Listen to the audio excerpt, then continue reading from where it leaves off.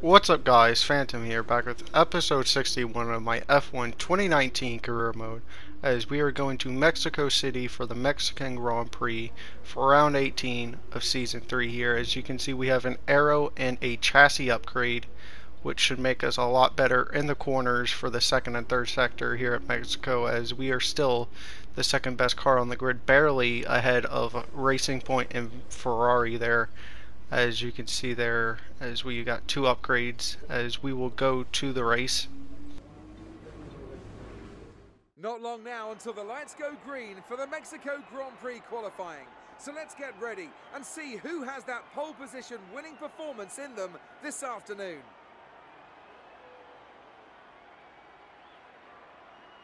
And as we wait, poised for the start of what will hopefully be a thrilling qualifying, why don't you tell us, Anthony Davidson, about the things you can do to really get the most out of a car in a session like this? Well, you're largely limited by the Parc Fermé regulations, of course. Back in the old days, pre-2004, you'd work on both a qualifying setup and a race setup over practice, and then swap them over after qualifying. So the race car was quite different at times to the qualifying car. Nowadays, though, you have to find a compromise that works for both. There are a few things that you can still adjust during the session, such as the differential, the brake bias and the front wing angle, but that's about it. So it's more about optimizing what you do have and adapting your own style to suit the track conditions.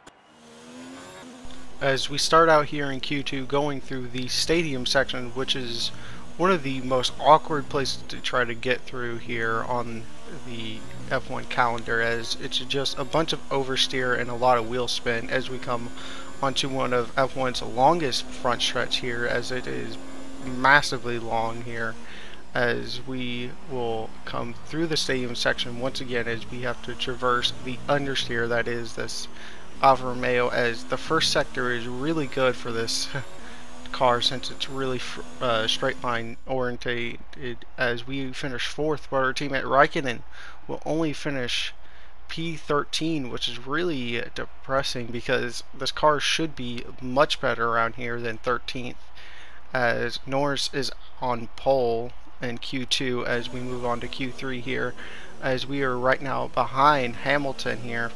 So we should have a massive slipstream down the front stretch here, which make us even quicker, as he may hold us up in the middle sector there a little bit, as he is about 6 or 7 tenths ahead of us right now, as right now we are on his gearbox through the stadium section, as we are trying to just hurry him to try to go as fast as he can, as we will come across the line and we will be in P2 for the start of the race behind Verstappen, who's been dominant with probably the most dominant car of the last half of this season here, as Leclerc will come right behind us. So it is a 1-3 for McLaren as we move on to the race.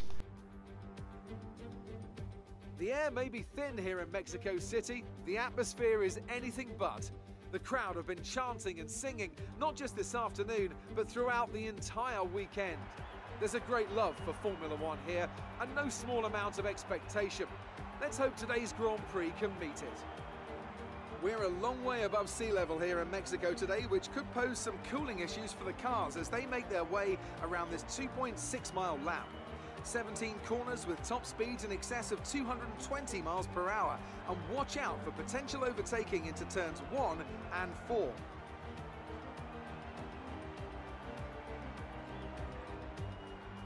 Anthony Davidson, a very warm welcome to you as you join me in the commentary box for today's event. Let's talk about Old Time. What do you make of their performance so far this season? It's been a really solid year so far. There have been some incredible standout performances, but what's really impressed me has been the consistency. With this kind of form, I'm expecting another great race today. Let's run you through the driver grid order for today's exciting race. Max Verstappen put in a fantastic lap yesterday, and he starts from pole position. And Oldtimer completes the front row. Considering the rest of the grid, we have Leclerc, Perez, Lewis Hamilton, and Grosjean, Vettel, Raikkonen, Bottas, and Lando Norris, Magnussen, Sainz, Lance Stroll, and Ricciardo. Butler, Hülkenberg, Antonio Giovinazzi, and Lucas Faber, Russell, and Daniel Kvyat completes the grid. And with preparations almost complete, let's head down to the track. as we sit here on the grid in P2 after splitting the McLarens here, as the 5 lights are on and they are out, and we get a good initial launch versus Verstappen there.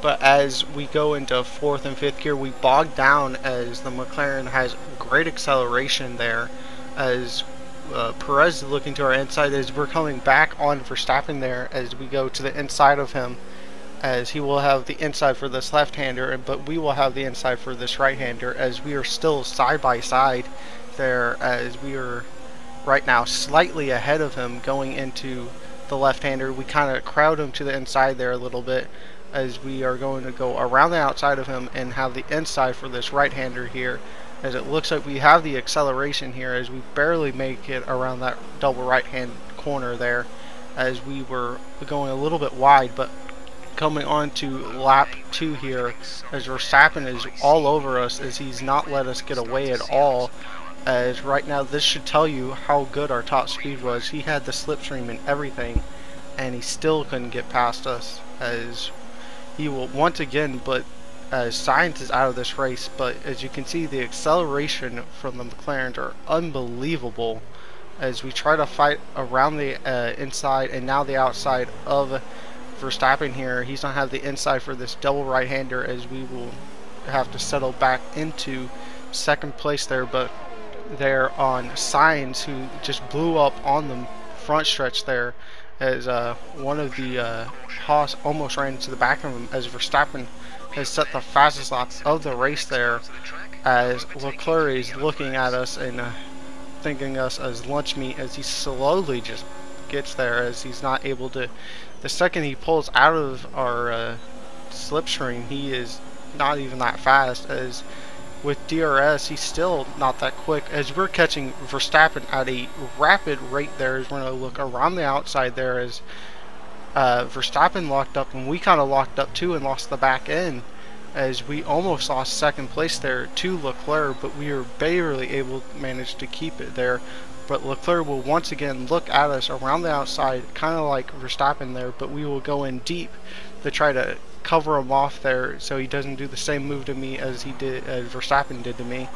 As we come on to lap 6 now, as we have fallen out of DRS of Verstappen, which makes us a sitting duck for Leclerc who's going to absolutely just sweep past us there, as he seriously has some good acceleration off that corner, but he does not have that great of top speed there. But as you can see here through these the 2nd and 3rd sector, they're just rapid as we come into the pits here, as we kind of knock off the bollard there, the first one, as we come into the pits, as the pit lane is very wide as you turn in forever there, as there's a lot of middle ground room there between the actual lane you drive in and your pit stall, as we will come out barely in P15, as we will pull out in front of the Williams of Hulkenberg and Russell there fighting for the wooden spoon, as we come out of the pit lane now on we come on to lap 10 here, as Verstappen has come out, as he has really lost some time there, as he was probably 2.5 seconds there, and he's maybe half a second ahead. But on the same lap there, looks like Russell got stuck in 4th gear, which is I found pretty funny there, as he's come all the way now, and now he's good, but he was stuck in 4th gear for a long time there, as we have now DRS on Verstappen a lot closer than the first time we tried, as we will pull cleanly past him there, as Leclerc even jumped him as we come out into turn 1. We lose the back end as we almost spun there, as we kind of have to cut the 2nd corner there, as we really weren't going to make it there. But we have managed to stay with Leclerc here, as we have set the fastest lap of the race there, as we are now in range of Leclerc, as he's going to go a little bit defensive. We're going to look to the outside and then the inside there, as we're going to squeeze him out there, as we do not want him to go side by side with him and have a very clean exit, as he's now squabbling with his teammate. They have an issue with their car. They're going to be slow. As Jeff has just told us that Verstappen is having problems with his car, so that will only leave Leclerc. But they are fighting with each other, and they fought for each other for way too long there, as Russell is out of the race as they were fighting for each other and lost 3 or 4 seconds there. As you can see, they were fighting for the wooden spoon back here with Russell and Hulkenberg. As we come through the final corner, as we will win by about 2 seconds there, as he caught us a little bit at the end, but we will win the Mexican Grand Prix. Nice work, that's P1. Race win. Well done.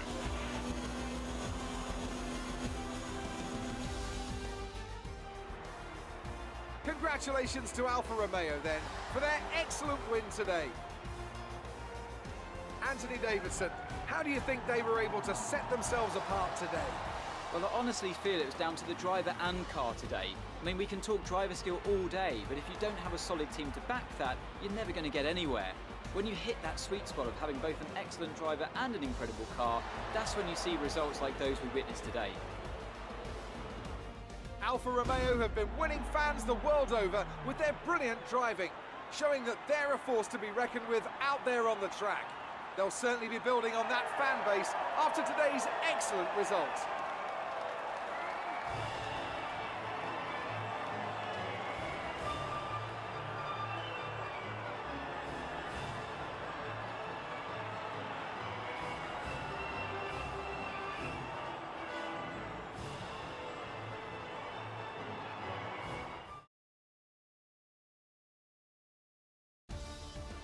And after this round of the World Championship, here's how things look in the drivers' table. Old-timer increases their championship lead. Now, let's discuss, Ants. Who would you say is a contender for driver of the day? I mean, can it be anyone else other than Danny Kvyat? His performance today really set him apart from the other drivers out there. He's got to be happy with how he's done here this weekend.